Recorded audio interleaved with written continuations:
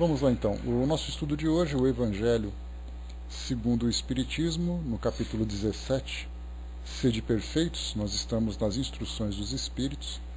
Esse é o item número 3, Superiores e Inferiores. Ele é um complemento, na verdade, daquilo que nós já vimos num capítulo anterior, no capítulo... na verdade, nesse mesmo capítulo, no item anterior, o homem de bem. Quando nós estudamos, falando sobre todos os caracteres do homem virtuoso e tal, nós vimos aqui dois parágrafos que falam sobre essa relação de superioridade e de inferioridade entre os homens. Lá no texto nós temos, dentre tantas virtudes apresentadas pelo homem de bem, nós temos assim: se nas relações sociais alguns homens se encontram na sua dependência, trata-os com bondade e benevolência, porque são seus iguais perante Deus. Usa sua autoridade para erguer-lhes a moral e não para os esmagar com o seu orgulho, e evita tudo quanto poderia tornar mais penosa a sua posição subalterna. Então aqui a gente tem, nas relações sociais, a postura ideal do homem que se encontra numa condição superior. E quando nós conversamos sobre esse tema, a gente depois fala sobre a subordinação. Primeiro vamos falar sobre essa superioridade. A ideia de superioridade para nós, no nosso mundo hoje, ela é sempre voltada para a realidade que a gente vive aqui no mundo material. Então nós temos uma superioridade de intelecto, uma superioridade de influência, uma superioridade de posição social, de patrimônio. Então nós temos sempre aqueles que são melhores e aqueles que são piores. E existe, a partir desse entendimento, uma concorrência entre todos nós. Então nós podemos perceber que as crianças são educadas a se verem dessa forma, seja pelo método de educação familiar que recebem, seja pelo método de avaliação acadêmica, que são obrigadas a se submeter com frequência. Então ali é o valor da nota que se tira, aquele que é o melhor aluno e o pior aluno. Então existe sempre essa concorrência que acaba alimentando a nossa mente e nós aprendemos a viver dessa forma. E aí então nós temos, das instruções que são passadas para nós, a partir dos Espíritos, e muito antes disso, Jesus mesmo já falava que todos são irmãos perante Deus. Essa fraternidade que deve existir entre os homens mostra exatamente essa igualdade perante um poder superior, uma força superior.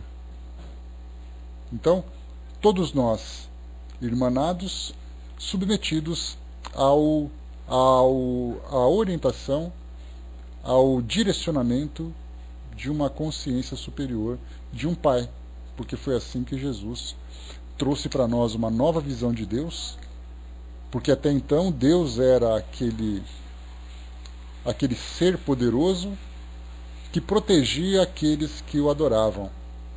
E isso nós lembramos, vendo um pouquinho daquilo que é apresentado para nós no Antigo Testamento. Nós temos ali as tribos, cada uma delas tendo sua própria divindade.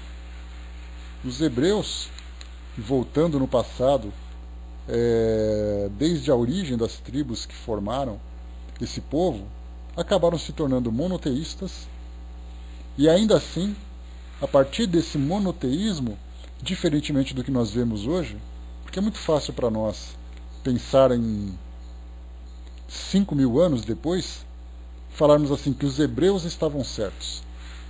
Eles criaram a ideia de Deus, a ideia do monoteísmo, e foi essa ideia que sobreviveu dentro das crenças ocidentais. Mas naquela época, eles eram ali mais um que acreditava num Deus diferentemente do outro que acreditava em outro Deus. Então, quando nós olhamos o fim de toda essa jornada naquela pequena região, Porque nós temos até hoje, por exemplo, na região do subcontinente indiano, né, que é assim também chamado pela geografia, nós temos ali milhares de deuses. Nós vamos para a África, também se tinha naquela época milhares de deuses. Então apareceu ali um grupo que dizia que aquele Deus era único. Da mesma forma que a outra tribo que tinha um Deus diferente, falava que aquele Deus era o Deus verdadeiro e os outros eram deuses falsos. Então começou a partir daí essa ideia de quem é melhor, quem é pior e tudo mais. Então Jesus, quando veio e começou a trazer a sua nova doutrina, ele já tinha naquela região, lembrando sempre isso, que nós não devemos interpretar o que acontecia naquela época, naquela região do Oriente Médio, a partir daquilo que nós aprendemos hoje. Hoje nós temos um livro organizado, nós temos instituições fundadas, temos livros históricos contando uma versão da forma como aconteceu a fundação daqueles estados, o desenvolvimento daqueles povos, mas nós temos que voltar na época quando nada disso era organizado. Era, na verdade, uma bagunça, uma concorrência daquelas. E Jesus, então, falava sobre um Deus, não mais um Deus soberano, porque era assim que era visto. O Deus soberano era aquele Deus de poder, era aquele Deus de glória, assim como hoje se usa muito chavões desse tipo, né? E aí então Jesus veio e falou assim: Deus é o Pai. Olha a mudança que era, o Deus soberano, o Deus dos exércitos. Eu me recordo até numa época em que eu frequentava uma igreja evangélica, isso quando eu tinha meus 18, meus 19, 20 anos de idade, tinham canções, hinos que falavam de Deus dos exércitos, a força dos exércitos e tudo mais. Era aquela visão do Antigo Testamento. Jesus veio e falou assim: em vez de você pensar no chefe dos exércitos, na guerra contra os infiéis, pensa no Pai. Olha a mudança que nós tivemos. Nessa mudança de Pai, nós temos então essa consciência que é superior, porque o Pai é aquele que sabe, é aquele que protege, é aquele que conduz, é aquele que ajuda no crescimento. Abaixo dele, todos são irmãos. E Jesus, então, se impondo com a sua autoridade moral, a autoridade de que ele era portador, ele também se destacava de uma forma superior, sendo adorado de uma forma que muitas vezes ele mesmo não queria. O viam como sendo quem? O próprio Deus encarnado. Mas, de um modo geral, na doutrina do Cristo, sobre a qual a doutrina espírita se sustenta, fala exatamente isso. Deus, todos os espíritos e depois a matéria. Desses todos os espíritos, todos são criaturas. A partir do entendimento de Deus, não existe a criatura maior, a melhor, ou a criatura pior. Aquela que para nós hoje se mostra como ainda inferior dentro do nosso mundo material, a partir de Deus é mais uma criatura vivendo o seu processo de desenvolvimento. Então é isso que a doutrina espírita começa a mostrar para nós. Não importa se nós estamos falando de um espírito numa condição angelical, que é capaz de dirigir a evolução de planetas, de sistemas, de galáxias. Ele é um espírito tão criatura como eu. E nós perguntamos assim: quem que Deus ama mais? Aquele pobre coitado que comete crimes, que vive numa condição de mendicância? Aquele animal que vive numa floresta, vive numa savana, tentando sobreviver de uma forma inconsciente? Ou aquele espírito que é o anjo que controla uma galáxia? Diante de Deus, qual dessas duas criaturas é mais importante? São todas iguais. O que é importante é a função que cada uma desempenha. E essa função foi dada exatamente pela condição evolutiva alcançada por esse espírito. Mas em termos de preferência divina, quem ele prefere mais? Existe hoje um tema que é muito interessante. Bom dia, Miriam. Bom dia, Ligeirinho. Bom dia, todo mundo de novo, né? Então existe um tema interessante que vem sendo abordado por muitos filmes. Eu tenho percebido isso, que é um outro tema que tem chamado a atenção da mídia também. Falar sobre anjos. Anjos bons, anjos maus, anjos fiéis, anjos rebeldes, e eles então entrando em atrito um com o outro. Nesse conflito, entre uma facção e outra, se encontram ali os homens.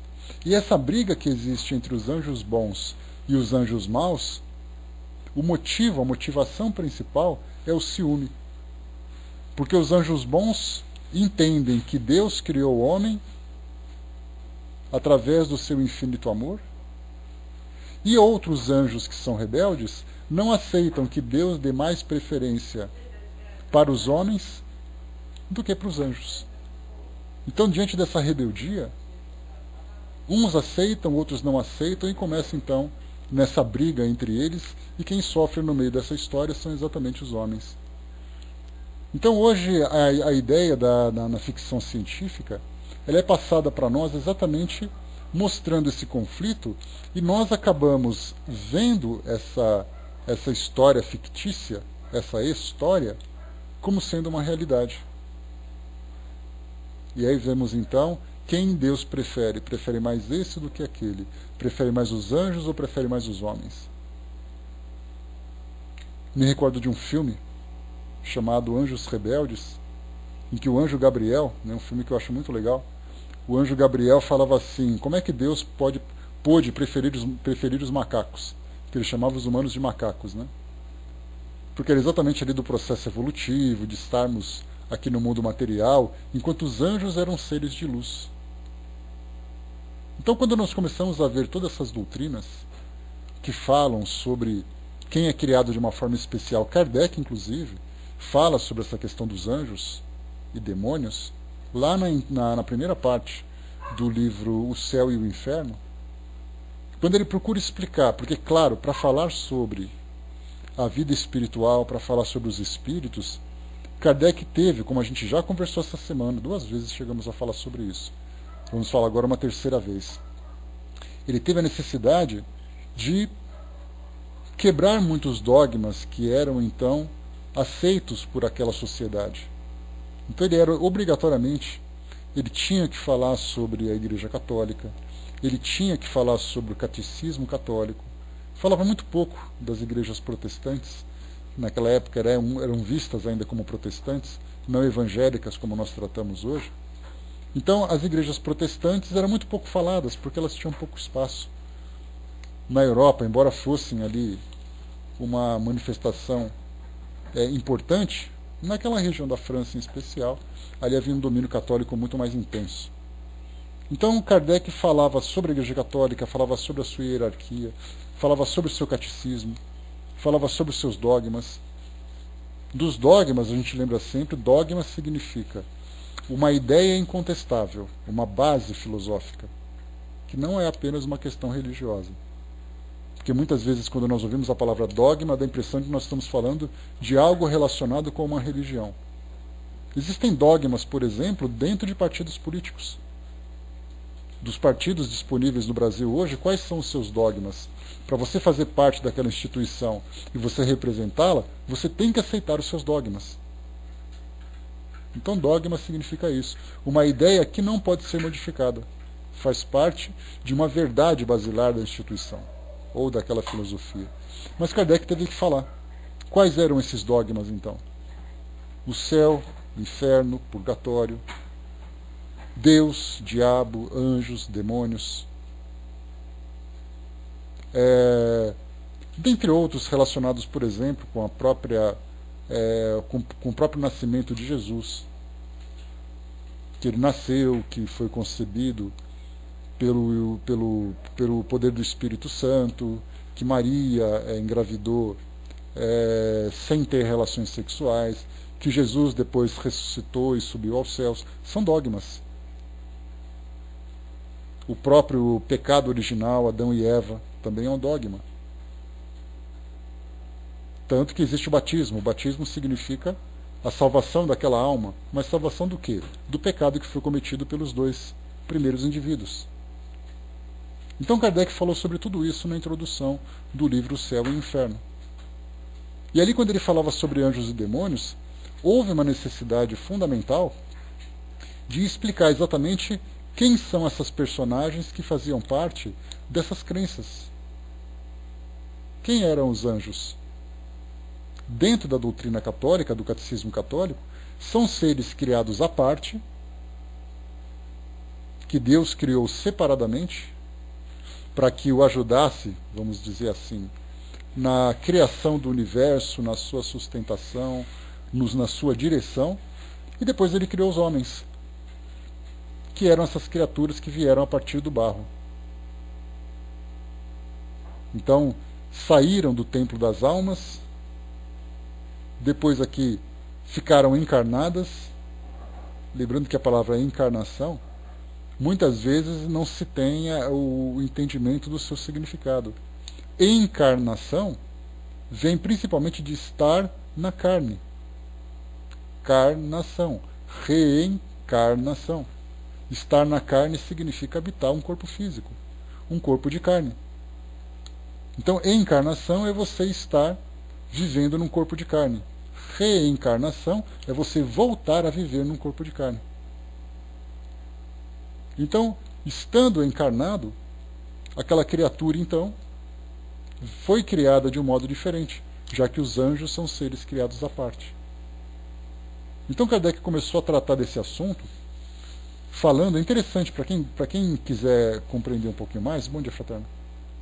Para quem quiser compreender um pouquinho mais, dê uma leitura, faça uma leitura naquele texto, pega o Seu Inferno, pesquisa aqui na internet, é fácil achar livro digitalizado, a própria FEB oferece a sua coleção de obras da codificação, lá no site do espiritismo.net, também temos a versão da editora Celde. Dê uma lidinha no que Kardec fala sobre isso, de que forma que ele tinha que explicar, que ele teve que explicar para as pessoas, o que eram esses dogmas e quem eram essas personagens. E aí ele falava então que esses anjos, essas entidades criadas à parte de uma forma especial por Deus, na verdade eram espíritos criados como todos os outros e que evoluíram moralmente e intelectualmente para chegarem nessa condição angelical. Enquanto que os demônios, diferentemente da ideia de anjos caídos, o que é completamente incompatível, porque se os anjos foram criados perfeitos, como é que dentro dessa perfeição eles se tornaram imperfeitos? Como é que algo perfeito pode se tornar imperfeito? Aí nós tivemos ali Lúcifer, que era aquele portador de luz, e aí então ele, por ciúme de Deus, acabou então se transformando naquele anjo rebelde e virou na grande figura do diabo, a grande figura diabólica. E aí então junto dele, com aqueles que o apoiavam, vieram então todos aqueles que caíram também e se tornaram os seus demônios. Então nós vemos ali incoerências, né, nessa ideia de perfeição, de repente se transforma em imperfeição, seres que foram criados perfeitos brigando entre si, por ciúme, por inveja, por desejo de poder, por satisfação de prazeres.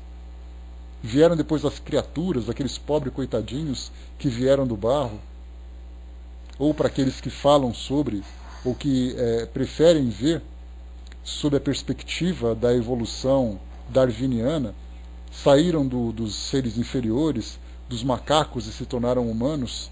Então Deus criou um perfeito, o outro perfeito se tornou imperfeito, criou o homem a partir do macaco. Então Deus foi criando, na sua grande obra, seres de diferentes qualidades, por quem ele tinha diferentes preferências, fazendo exatamente que essas ideias ficassem impregnadas na nossa mente e, inclusive, fazendo com que nós aplicássemos isso na nossa vida cotidiana, em que eu sou melhor e você é pior, em que eu sou superior e você é inferior.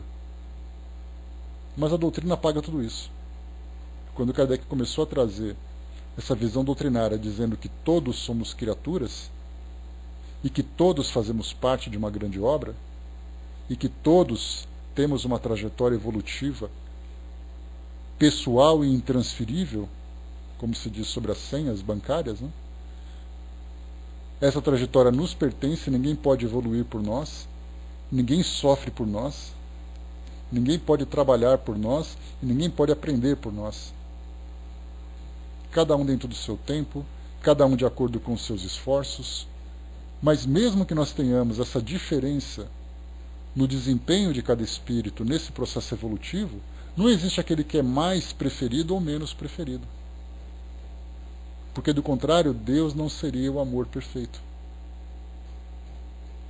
Então, se nós encontramos uma minhoca, que é o ser ali em processo de formação, algo, inclusive, que nós muito pouco compreendemos, de que forma que uma minhoca pode evoluir para se tornar um ser mais complexo até chegar na condição humana, ou na condição hominal. Mas, mesmo assim, quem é melhor dessas criaturas? Aquela mais perfeita ou aquela mais imperfeita? Sendo parte da criação de um amor infinito, todas são criaturas.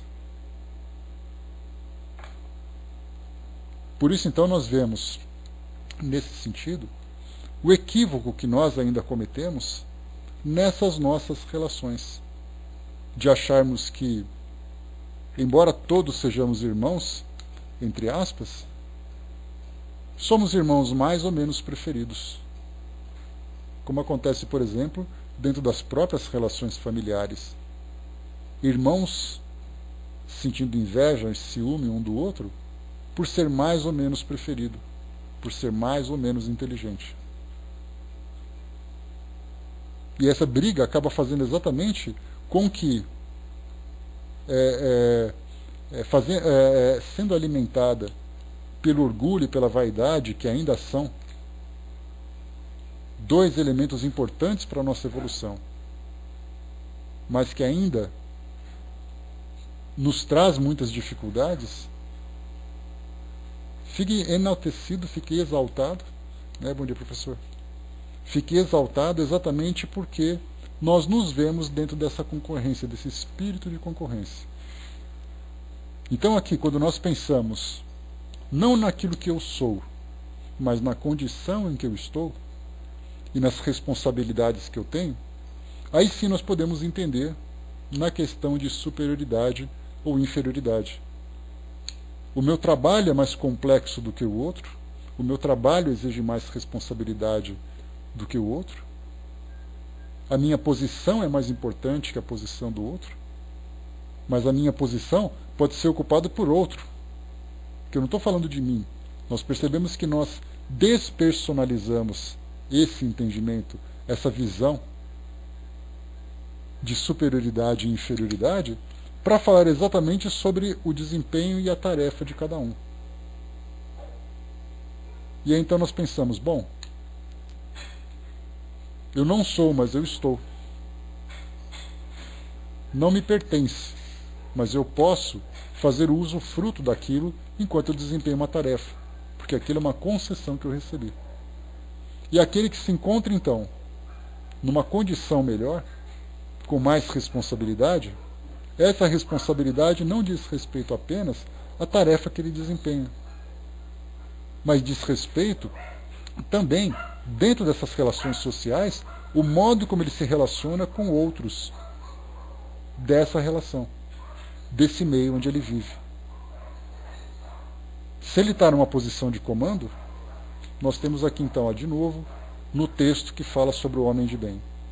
Se nas relações sociais alguns homens se encontram na sua dependência, trata-os com bondade e benevolência, porque são seus iguais perante Deus. Foi por isso que nós demos essa volta, desde aquela ideia da criação de tudo e de todos, para falarmos exatamente dessa igualdade, porque todos são criaturas. E não existe preferência do Criador para as suas criaturas. Eu criei esse mais bonitinho e o outro foi uma criatura que saiu mais ou menos. Partindo do princípio de que a perfectibilidade é o objetivo fundamental de cada um de nós, todos alcançaremos a perfeição? Naturalmente, uma perfeição relativa às criaturas, porque se nos tornássemos tão perfeitos quanto Deus, nós seríamos também outros deuses.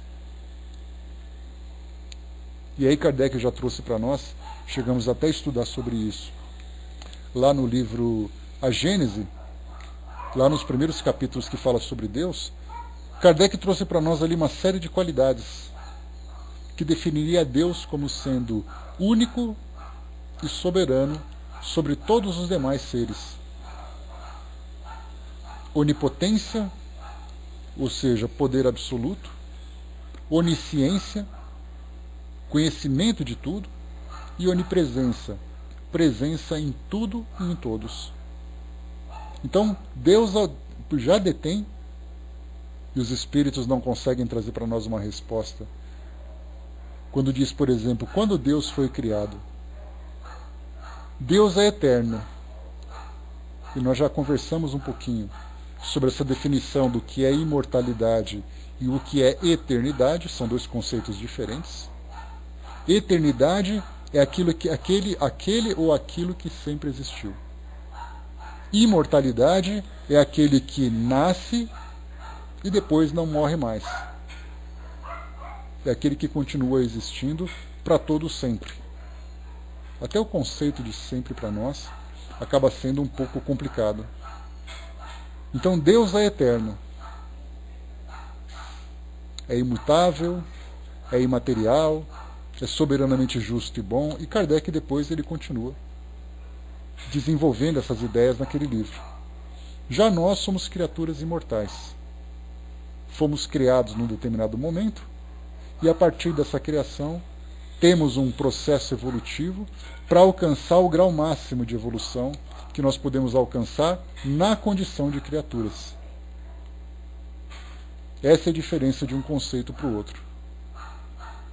Mas aí então nós vemos que, quando se pergunta para os espíritos quando Deus foi criado, e eles falam que Deus é eterno, isso é algo que para nós pode parecer satisfatório, talvez porque nós não aprofundemos os nossos questionamentos, mas nós temos pessoas, principalmente dentro do meio científico, no ateísmo, por exemplo, eu me lembro de Stephen Hawking, Carl Sagan, dentre outros cientistas do nosso contemporâneos a nós, que eles gostavam de argumentar, principalmente com as religiões, que falavam que o universo foi criado por Deus, porque Deus fez de acordo com a sua vontade.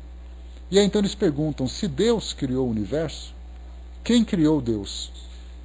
Já que dentro da visão científica tudo tem um começo, meio e fim. O nosso universo começou a partir da grande explosão, o Big Bang, que data lá de 13,7 bilhões de anos, que a gente não consegue nem mensurar o que é esse tempo todo. Então o nosso universo vai se expandir até o momento em que ele vai entrar em colapso e vai deixar de existir. Exatamente porque a visão científica tradicional mostra que tudo, absolutamente tudo, tem um começo, um meio e o fim. Então, se Deus criou o universo, quem criou Deus? Os cientistas fazem essa pergunta, naturalmente não esperando uma resposta, mas fazem essa pergunta desafiando aqueles que acreditam nessa eternidade de Deus. E os espíritos, naturalmente, falam sobre a eternidade porque é o máximo que eles conseguem alcançar e é o máximo, de uma forma muito precária, que nós conseguimos entender. E quando nós falamos de nós agora como seres imortais, no Livro dos Espíritos nós temos ali Kardec perguntando quando os espíritos foram criados, e aí então os espíritos respondem que essa é uma das questões que se encontram sob o véu dos mistérios de Deus. E dizem, nós não sabemos. E são espíritos que participaram da codificação, que tinham, obviamente, conhecimento sobre diversas áreas que foram estudadas, né, dentro do segmento filosófico, dentro do segmento científico, dentro do segmento espiritual. Então tinha um grande conhecimento, mas quando se faz uma pergunta dessa, não sabemos. Mas uma coisa é certa, todos nós fomos criados. Esse tempo dessa criação, também para nós é um grande mistério. Quando e onde? E mais uma pergunta complexa também. Por que fomos criados?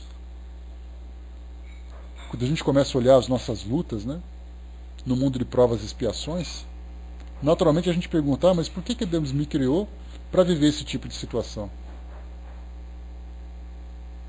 Aí cada um começa então, né, a trazer ali uma resposta mais ou menos poética, porque é a melhor forma que nós temos de responder algo que para nós é indefinível, é usar a poesia. Deus criou porque o amor dele sempre cria, tá? Deus criou para que você seja feliz, tá? Então a gente vai anotando cada uma das ideias, né? E claro, aquele que tem mais retórica, aquele que tem mais habilidade com as palavras, vai criar uma resposta muito mais envolvente, muito mais carinhosa. E a mesma coisa também, né, fraterna? Para que o homem foi criado? Então todas essas questões, para nós ainda trazem dúvidas, e nós que estudamos a doutrina espírita, e sabemos que todo esse conhecimento vem de uma forma gradual, no tempo certo, quando nós tivermos maturidade, nós não temos que nos rebelar pelo fato de não termos a resposta agora. Nós temos que ser pacientes para esperar que a resposta chegue no momento em que nós tivermos condições de entender. Alguns vão dizer assim, mas isso é conformismo. Conforme-se então. Se você não quiser se conformar, rebele-se então. Mas que certamente a resposta vai vir no tempo certo. Então nos vemos como criaturas, todos evoluindo, todos aprendendo. E juntamente, também, não adianta, Hermes, pode mandar o zap, pode mandar e-mail, pode mandar formulário protocolado, que a resposta não chega, a menos que esteja no momento certo. E como alguns espíritos dizem, né, dentro da literatura espírita, a resposta não vai chegar para você. Você mesmo vai criar a sua resposta. E a gente, tá, mais uma dessas respostas poéticas que para nós não esclarece nada, né? Só traz aquela aguinha com açúcar para dar uma acalmada. Então, nessas relações sociais, em que o indivíduo ocupa uma posição de superioridade pelo fato dele ter atributos que o colocam nessa condição, nós temos também o oposto, o subordinado. E aqui no texto do Homem de Bem, diz assim, o subordinado, por sua vez, compreende os deveres da sua posição e tem o escrúpulo de procurar cumpri-los conscientemente. O homem de bem, enfim, respeita nos seus semelhantes todos os direitos que lhes são assegurados pelas leis da natureza, como desejaria que os seus fossem respeitados. E aí a gente lembra dos ensinamentos de Jesus, quando ele falava, amai a teu próximo como a ti mesmo. E esse amai a teu próximo não é um amai seletivo. Quem que você ama mais, quem que você ama menos. Nós não estamos falando de afeto. Estamos falando de um amor que faz parte de uma lei natural, que faz parte de uma lei universal. O mesmo respeito que eu tenho por um, eu tenho por outro. E não o afeto que eu tenho por um e o afeto que eu tenho por outro. Isso é diferente. O afeto depende de uma construção de sentimentos, construção de relacionamento, da intimidade, da proximidade, da semelhança de interesses. Aí então o afeto vai se desenvolvendo. Agora o amor incondicional, ele é o amor pela criatura. E foi isso que Jesus veio trazer para nós como ensinamento. Então nesse caso nós vimos o superior, a importância da sua posição e as responsabilidades que são pertinentes a essa posição, e o subordinado, aquele que se encontra numa condição inferior. Porque a gente fica se perguntando qual é mais difícil, você mandar em alguém ou você ser mandado por alguém? É a mesma coisa você perguntar, o que é mais difícil, você ser rico ou você ser pobre? É só você perguntar para quem está na posição. Já estudamos sobre riqueza e pobreza, e nós vimos numa psicografia, em 2 psicografias que eu trouxe para vocês, um espírito que contou sua trajetória no mundo físico, dentro da advocacia, em que ele tinha ali o poder, a riqueza e a influência, mas fez mau uso dela. E aí então ele falava sobre a dificuldade, falava sobre o arrependimento. Na semana seguinte veio outro espírito dizendo assim, é muito fácil para vocês falar de riqueza, que é uma prova difícil, quando vocês não passam por aquilo que eu passei. E aí ele conta que morava numa favela, tinha vários irmãos, que muitas vezes não tinham o que comer, que acabou desencarnando em virtude da violência do meio em que ele vivia. Então tudo é muito fácil, tudo é muito difícil, dependendo da forma como cada espírito vive uma experiência. No caso do poder, da superioridade ou da inferioridade, da superioridade ou da subordinação, é a mesma coisa. O que é mais fácil, você mandar ou ser mandado, como perguntamos há pouco? Para aquele que manda e tem consciência das suas responsabilidades, sabe que é muito difícil. Porque aquilo que ele diz ou aquilo que ele faz interfere diretamente na vida daqueles que têm que obedecer. Não é um obedecer de escravidão, mas um obedecer. Pois é, mas exatamente, Fábio. Então mandar mal é fácil e obedecer mal também é fácil.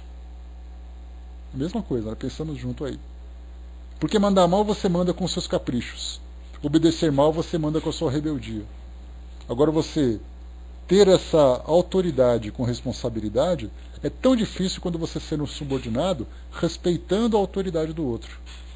Aí nós temos orgulho, temos vaidade, temos uma série de atributos ali, de situações que trazem para nós complicações. Então vamos aqui agora, depois de trazer para vocês aqui essa introdução, essa viagem que nós fizemos, né, de chacoalhar aqui os nossos neurônios, fazer uma viagem no tempo, fazer uma viagem daquilo que é micro para aquilo que é macro, daquilo que é imortal para aquilo que é imortal. A gente vai agora entender exatamente por quê, a importância de nós termos essa consciência. O Fábio colocou ainda, né? Muita gente acha que poder vem sem responsabilidade, não é bem assim. E a gente tem, né, o Fábio, aquele ditado que diz que o poder vem com responsabilidade.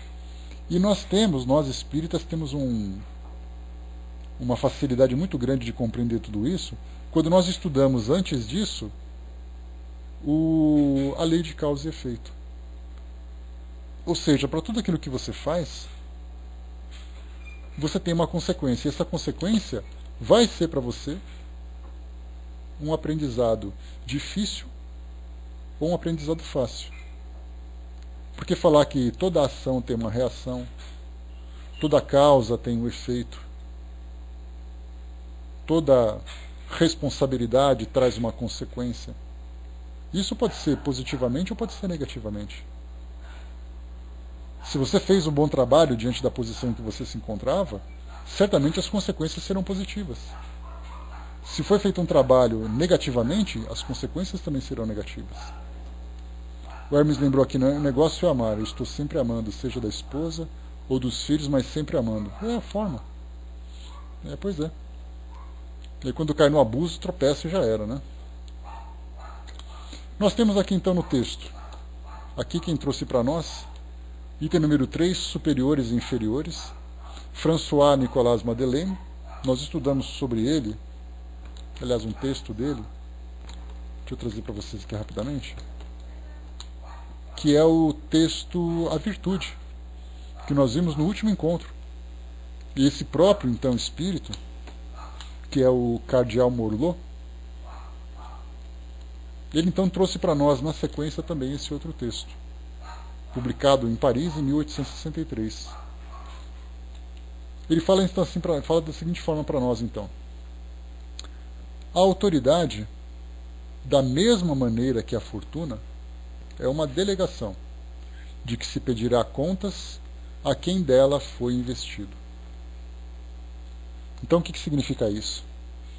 Que aquilo que você recebe como instrumento para o seu trabalho, depois você terá que devolver esse instrumento e mostrar os resultados daquilo que se fez. Então nós temos aqui, a autoridade é a mesma coisa. Uma posição de poder, uma posição de influência, e se pedirá contas depois. Isso aí nós temos então o quê? A lei de causa e efeito. Diz ainda, não creias que ela seja dada satisfazer ao fútil prazer do mando, nem tampouco, segundo pensa falsamente, a maioria dos poderosos da terra, como um direito ou uma propriedade. Deus, aliás, tem demonstrado suficientemente que ela não é nenhuma nem outra coisa, desde que a retira quando bem lhe apraz. Se fosse um privilégio inerente à pessoa que a exerce, seria inalienável. Se fosse um privilégio, ninguém pode dizer, entretanto, que uma coisa lhe pertence quando pode ser tirada sem o seu consentimento. Aqui a gente dá uma pausa. Quando se fala sobre um privilégio inalienável, nós falamos, por exemplo, sobre um conhecimento que nós adquirimos, um valor que foi desenvolvido. Então nós temos ali uma virtude, conquistei uma virtude. E aí então os espíritos dizem para nós que o ser nunca retroage, ou nunca retrograda na sua evolução. Aquilo que ele aprende é uma conquista inalienável. O valor que eu consegui desenvolver, um valor, por exemplo, da confiança, o valor da honestidade, o valor da caridade. O espírito que se torna caridoso por uma conquista desse valor, não por uma obrigação. Ele vai porque alguém insiste que ele vá junto, ele vai porque ele pode ser beneficiado de alguma forma. Isso aí são oportunidades. No momento em que essa oportunidade deixa de existir, para ele não vai fazer falta. O espírito verdadeiramente caridoso, ele não espera a caridade, a necessidade da caridade vir até ele. Ele vai até a caridade. E aí nós temos ali várias figuras no nosso planeta, na história do nosso planeta, que mostraram verdadeiramente a conquista dessa virtude. De imaginar, por exemplo, Madre Teresa de Calcutá, Chico Xavier, esses dois espíritos, dentre tantos outros, famosos ou anônimos, imaginar esses espíritos reencarnando novamente, o que eles fariam da vida deles? Iam aproveitar o carnaval, iam fazer viagem de férias, ou eles iam ficar incomodados em ver o sofrimento do semelhante? Essa é uma conquista inalienável. O espírito não é uma coisa e depois deixa de ser por uma questão de vontade. Ou ele é, ou ele não é, por uma questão de conquista. Algumas vezes a gente pensa assim, poxa, mas aquele indivíduo, ele parecia ser tão bom, de repente ele desandou. Então ele desandou porque não era ainda bom. Havia circunstâncias em que fazia com que determinados valores, ainda que fossem graus inferiores, se manifestassem. Ou houvesse restrições para que determinadas imperfeições da sua personalidade não se manifestassem. Vemos isso nos jovens, por exemplo, nas crianças. Aquela criança tão dócil, aquela criança tão carinhosa, de repente se torna um adolescente rebelde e um adulto insuportável. Na verdade, aquela criança dócil estava ali apresentando características da sua personalidade, estimulada exatamente pelas relações, pelos cuidados que ela tinha. Mas atingindo uma maturidade psicológica, uma maturidade de consciência, ela mostrou quem realmente ela é. Aquele é o espírito de quem a gente está falando. Mas se por acaso nós temos um espírito que desde a sua origem mostra aquele comportamento de docilidade, de generosidade, se torna um adulto generoso, se torna um adulto dócil, esse espírito é assim desde o início. Isso é inalienável. Agora, quando se fala em propriedades, quando se fala em beleza orgânica, quando se fala em autoridade, isso tudo você tem hoje, você não tem amanhã. A fortuna que alguém possui, ou os recursos que alguém possui, porque a gente fala em fortuna, esse é um cuidado muito grande que a gente precisa ter ao estudarmos esses temas, porque nós falamos assim, porque os ricos e os pobres. Aí eu falo assim, bom, como eu sou mais ou menos, então eu não preciso me preocupar nem com um nem com o outro. E nós já estudamos sobre isso, que essa riqueza, muitas vezes é uma questão de relatividade. O pouco que eu possuo pode ser uma riqueza para aquele que não possui nada. E esse pouco que eu possuo pode ser uma pobreza para aquele que possui mais. Então riqueza e pobreza é uma questão de perspectiva.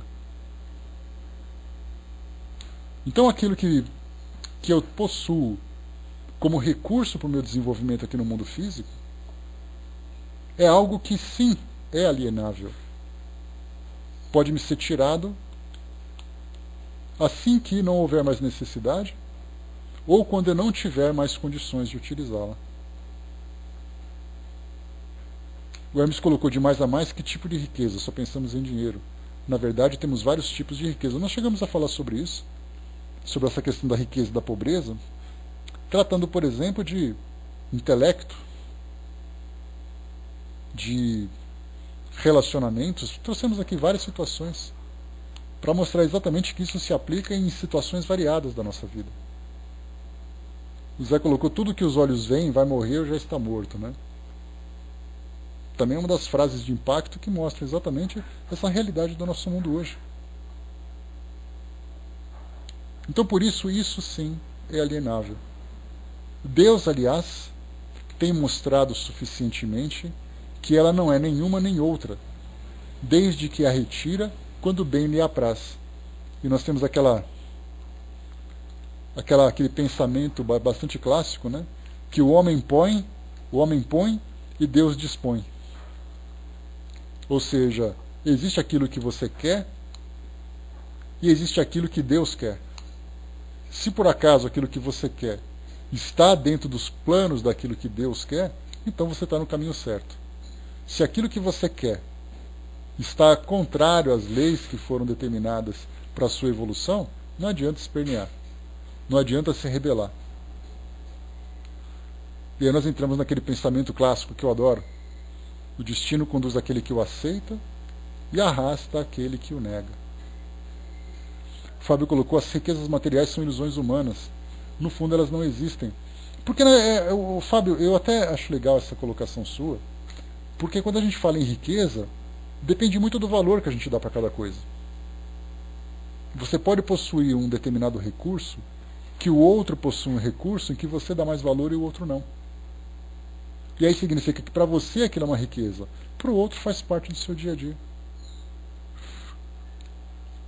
Então nós temos ali essa grande diferença que nós podemos ver nos valores que nós damos. Por isso eu entendo como sendo também uma ilusão. Porque somos nós que vemos aquilo. A gente vê aqui em São Paulo, nós estamos vivendo um fenômeno bastante curioso, que é a presença de muitos imigrantes. E isso vem acontecendo desde 2 anos para cá. Bolivianos, haitianos, africanos, chineses vindo para cá. Então a gente anda pelas ruas de São Paulo e encontramos comunidades se formando, árabes, sírios, que saem daquela região de conflito vindo para o Brasil. Então nós temos reportagens que mostram, né, o tipo de vida que eles têm, os sonhos que eles trazem quando chegam no Brasil, suas tradições, sua cultura, a forma como eles veem essa realidade do Brasil. Então a gente anda aqui em São Paulo, vê essa poluição, vê esse bando de gente, né? São Paulo, a 5ª maior cidade do planeta, é muita gente que se atropelando, se esbarrando por aqui. Então a gente anda com tanta naturalidade, você vai no supermercado e você vê aquelas prateleiras, você reclama, que preço está caro, porque o preço subiu, porque isso, porque aquilo. E vocês veem esses refugiados que andam nesses supermercados, eles ficam deslumbrados com aquilo que tem na prateleira. Porque são coisas que eles nunca viram. Eles olham aquela variedade de produtos assim que, para ele comia arroz e pronto. Nós temos ali 10, 20 marcas de arroz. Tomar leite é aquele leite do copinho que tirava de uma vaca, tirava de uma cabra. Aqui você vai, você encontra caixas e mais caixas, marcas e mais marcas, derivados e mais derivados. O que é a riqueza para cada um? Para nós a gente olha, torce o nariz, reclama do preço. Para eles se ajoelham diante daquelas prateleiras como se fosse um altar, pela fartura que nós temos. Não exatamente, Fábio. Então assim, a questão da riqueza, ela tem duas perspectivas. Aquela riqueza fútil e aquela riqueza realmente valiosa. Valorizar para você riqueza, a verdadeira riqueza, é aquilo que para você tem um valor moral para o seu desenvolvimento, para a sua evolução. É igual aquela frase de para-choque de caminhão. Não tenho tudo que amo, mas amo tudo que tenho. Olha que frase bonita para colocar no para-choque. Então, assim, o pouco que eu tenho, eu falo assim, nossa, eu tenho meu carrinho que eu comprei, eu tenho a minha casinha ali, que é o meu barraquinho, onde eu vivo com tranquilidade, eu tenho aquele meu trabalho, nossa, como isso para mim é importante. E nós temos aqueles que vivem de uma forma suntuosa, com extrema infelicidade, com extrema insatisfação, porque não valorizam. Então, quer dizer, a riqueza, até mesmo a riqueza, depende de quem está olhando, e mesmo para aquele que olha, como é exatamente essa visão de riqueza que ele tem. Percebe assim como a gente vai desenvolvendo cada vez mais, e como isso vai se tornando cada vez mais profundo? E que para que a gente possa desenvolver essa sensibilidade para ver as coisas a partir dessa perspectiva, somente através da nossa evolução. Felizmente hoje nós temos a oportunidade de falar desses assuntos que dão para nós aquela luz para vermos as coisas com mais cuidado. De saber assim, bom, isso aqui o que eu tenho não é lá aquelas coisas, mas é o melhor que eu tenho. Então isso aqui para mim é o meu melhor patrimônio, é a minha maior riqueza. Ou então a gente olha com total indiferença de ver, por exemplo, isso aqui é meu mesmo, eu vim aqui para curtir a vida. E não percebe que para muitos aquilo que ele desvaloriza, que ele vê com indiferença, é para outros um sonho, não apenas de consumo, mas um sonho de conforto, de segurança. Continuando aqui, pessoal, para a gente poder fechar, senão a gente vai ficar aqui trocando ideia. A Tuti colocou, é igual ter preguiça de ir trabalhar e estar desempregado. É a mesma coisa, Tuti. Tudo é uma questão do quê? Do valor que você dá para aquilo que você tem. Eu me recordo de uma prece que nós fazíamos quando éramos escoteiros jovens, né, durante as refeições, que a gente dizia assim, né, uns têm e não podem, outros podem e não têm. Nós que temos e podemos, bendigamos ao Senhor.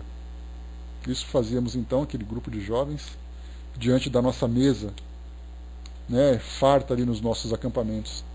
Então pensemos dessa forma. Uns têm comida e não podem comer, por uma questão de saúde, por uma série de restrições, dependem de medicamentos, dependem de questões endócrinas, orgânicas, gástricas. Outros podem comer e não têm, exatamente pela pobreza em que vivem, pelas restrições sociais. Então aqueles que possuem condições e aqueles que podem se alimentar, têm que dar graças por isso, para valorizar exatamente aquilo que conquistaram. Então nesse caso nós temos a preguiça de trabalhar e o indivíduo estar desempregado. Beleza, professor, tranquilo. Então nesse caso, quer dizer, não é o melhor emprego que você tem? Você gostaria de ficar sem ele? Pensa dessa forma. Você pode se dar ao luxo de sair desse emprego para ficar curtindo a vida, olhando para a natureza? Não. Você depende desse emprego para a sua sobrevivência? Sim. Então valorize, porque você tem esse trabalho. A Miriam colocou, né, reclamar que temos que ir ao mercado comprar comida. Para muitos é um milagre. Pois é, Miriam. Exatamente aquele fenômeno que a gente tem hoje. Você anda pelas prateleiras, está tão acostumado a ver isso, né? Olha, nossa, está caro, esse mercado é muito caro, o outro mercado não está. Para esses imigrantes que nós temos aqui, vendo esses fenômenos, Eles andam pelas lojas, eles andam pelos shopping centers, andam pelos supermercados deslumbrados com as opções que eles possuem. Nem sempre, claro, com condições de comprar, mas saltam os olhos de verem, ao verem essas opções, essa fartura que nós temos à nossa disposição. A gente tem que lembrar sempre, nessa crise de refugiados que nós estamos vendo agora, acontecendo no mundo, agora, nesse instante em que nós estamos conversando, nós temos pessoas em embarcações ou caminhando por estradas, levando uma única sacola, que é tudo que sobrou para eles. Não tem comida, não tem onde morar, não tem onde dormir, porque tudo foi perdido pelas circunstâncias que atingiram o local onde eles viviam. Seja por uma questão de pobreza da região, como acontece no norte da África, seja por conflitos religiosos e perseguições, como acontece no Oriente Médio. Aquelas pessoas não têm nada. Não existe um supermercado instalado no caminho por onde eles estão percorrendo. Eles deitam no chão, encostam a cabeça numa pedra, se cobrem com um cobertor qualquer. Esse é o mundo que eles estão vivendo. E eles não têm um lugar para chegar. Ah, quando nós chegarmos lá, nós vamos ao mercado. Não tem onde chegar, não. Perderam tudo que tinham. E nós, acostumados com essa fartura toda? Não é, claro que isso não é uma recriminação. É um hábito. Aqueles mesmos refugiados, se vivessem num ambiente com fartura, eles também estariam habituados a terem tudo isso à mão. Mas nós conseguiríamos, então, mais uma vez, desenvolver essa sensibilidade quando nós começarmos a ver tudo a partir de uma perspectiva espiritual. Eu sou um espírito imortal, a reencarnação para mim é algo de extremo valor, extremamente precioso, e eu tenho que aprender a valorizar tudo aquilo que tem à minha volta, tudo aquilo que foi colocado à minha disposição. Todos aqueles que convivem comigo, e inclusive a própria posição em que eu me encontro. Continuando.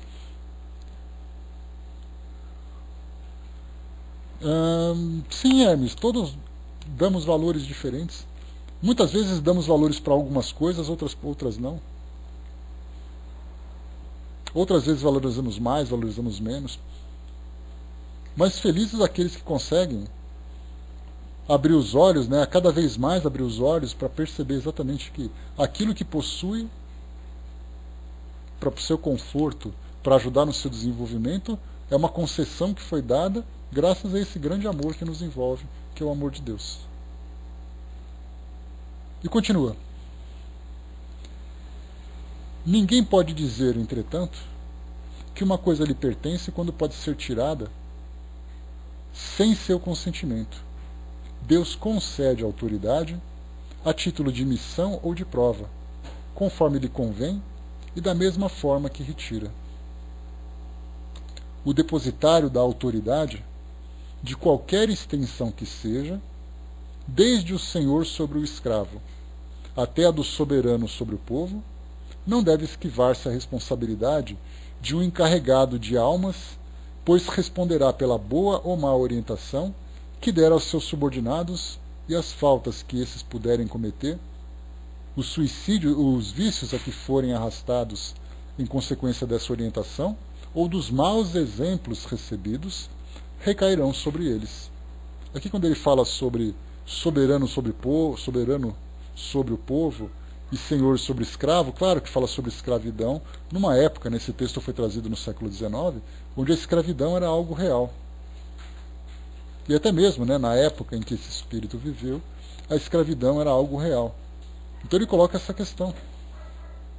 Aqui no Brasil mesmo nós temos textos, né, literatura trazida para nós de histórias da época do Brasil escravagista. Então o Brasil escravagista, nós tínhamos ali senhores de escravos, tínhamos ali os negros africanos, né, na condição de escravos, aqueles senhores que eram mais generosos, aqueles que eram menos generosos.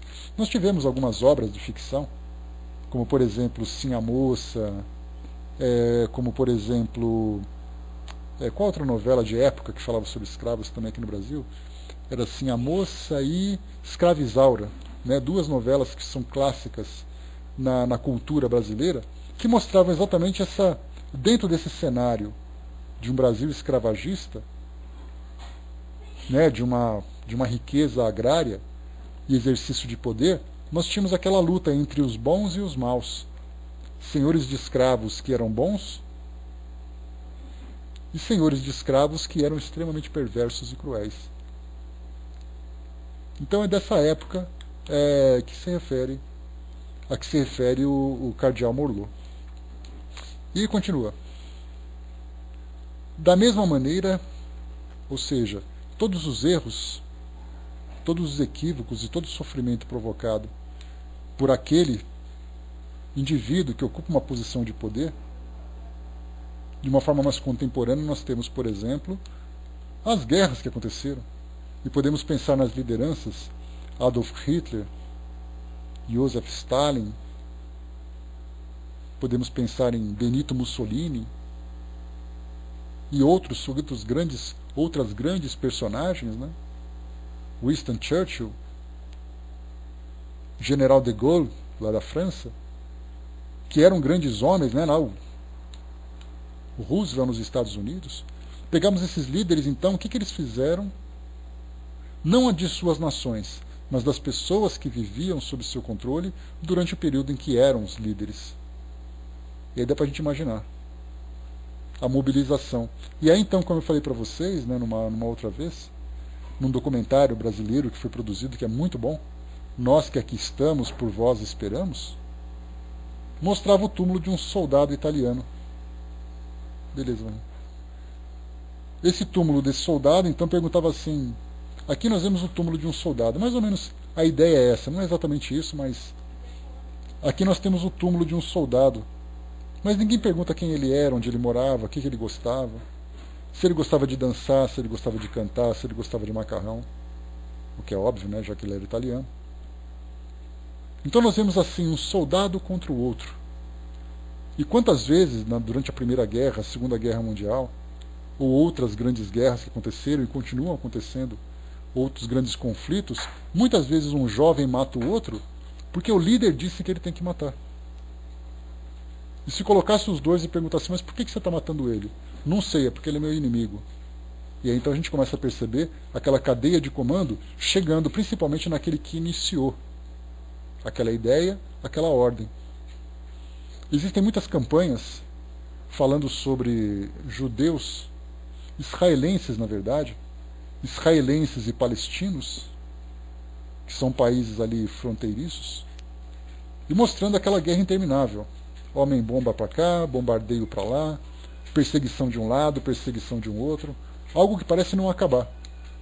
E as pessoas se olham com ódio, simplesmente pelo fato dele ser um israelense, naturalmente um judeu, nesse caso, ou ser ali um muçulmano palestino. O muçulmano árabe, nesse caso, né, de origem árabe. E aí mostram campanhas de duas crianças, numa feira livre, duas crianças jogando bola, uma judia e outra muçulmana, brincando sem nenhum problema.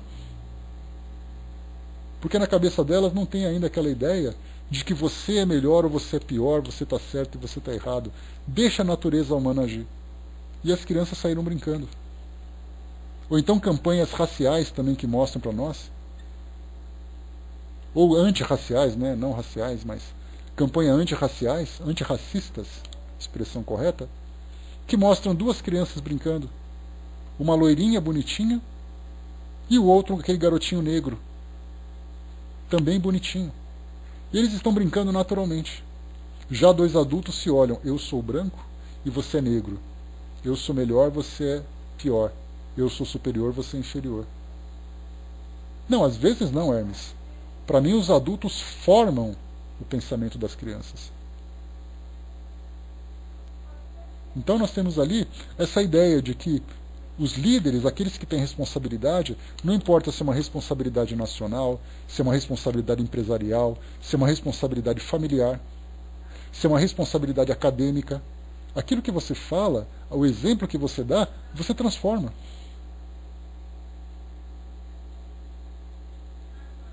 Então por isso que nós temos que pensar na responsabilidade de cada um. A Vânia colocou, essas mesmas crianças crescem, viram adulta e fazem o mesmo com outras crianças.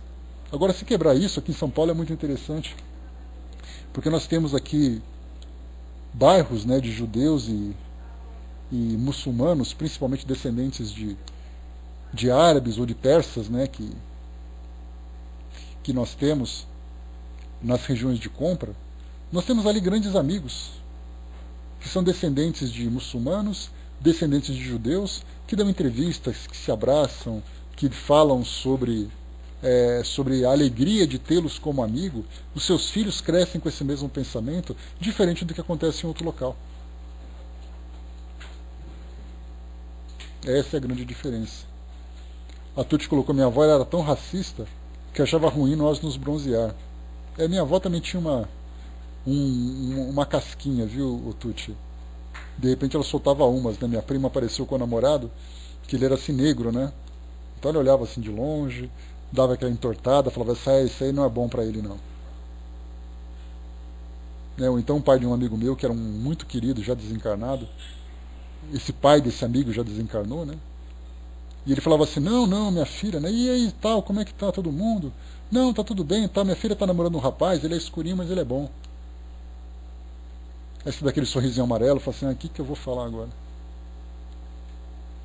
Aí você faz, deu para entender o que ele quis dizer, que nada mais é do que um ranço dessa cultura que nós temos, né? Mas mostramos assim para nós que é uma questão de educação que nós temos. Vivian colocou: meus avós lutaram na Primeira Guerra Mundial, que interessante. Um contra o outro, e mesmo após tantos anos tinham animosidades entre eles, e só foram melhorar após o nascimento dos netos, né? É mesmo, poxa vida, Vivian. Olha que história, né? Parece história de livro espírita, né? Se pudesse contar os bastidores, nós veríamos ali toda aquela trajetória dos espíritos e tal. Aí nós perguntamos: mas por que eles lutavam um contra o outro? Eles tinham consciência do que eles faziam? Não. Líderes disseram: você tem que fazer isso, e os outros líderes disseram: vocês têm que fazer isso. E eles fizeram. E os erros que eles cometeram, os abismos em que eles se lançaram, recai em parte sobre seus líderes. Porque a outra parte depende dos seus próprios valores. Porque eu posso dizer assim: olha, me mandaram matar. E eu matei. Mas quais foram as opções que você teve para não matar? Claro que a gente não vai entrar no mérito, porque cada situação é extremamente particular. Não dá para a gente dizer: se eu estivesse no lugar dele, eu não faria. Muitas vezes não só faria, como faria com gosto ainda. É porque foram se encontrar no Brasil e formaram a família para se reencontrarem, né? Pois é. Que bela história, né? Tudo planejado, é isso aí. Vamos lá, continuando, pessoal, rapidinho agora para a gente acelerar.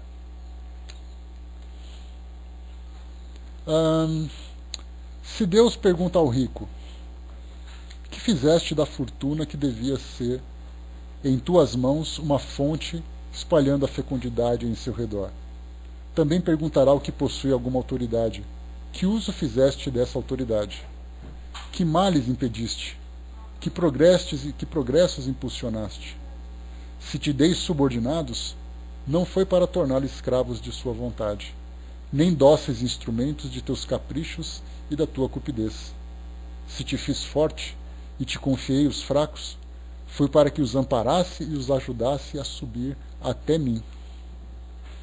O superior que guardou as palavras do Cristo não despreza a nenhum de seus subordinados, porque sabe que as distinções sociais não subsistem diante de Deus. O Espiritismo lhe ensina que, se eles hoje o obedecem, na verdade já podem tê-lo dirigido, ou poderão dirigi-lo mais tarde, e que então será tratado como por sua vez o tratou. Dedicar aos efeitos, né?